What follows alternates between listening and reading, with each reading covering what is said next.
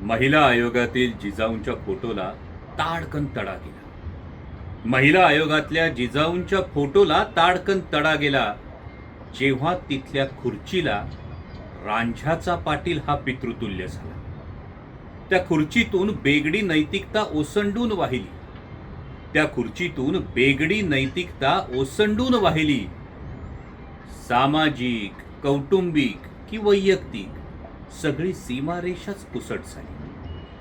काठी आधाराची होती खरी, काठी आधाराची होती खरी, पण स्वार्थापायी मोडून पडली.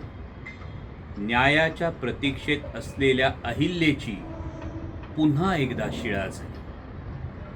सावित्रीची लेक जेव्हा भोंदू पावलांवर वाकली, सावित्रीची लेक जेव्हा भोंदू पावलांवर वाकली, गुलामगिरी, सार्वजनिक सत्यधर्म, साऱ्या अक्षरधनाची अक्षरशः होळी झाली.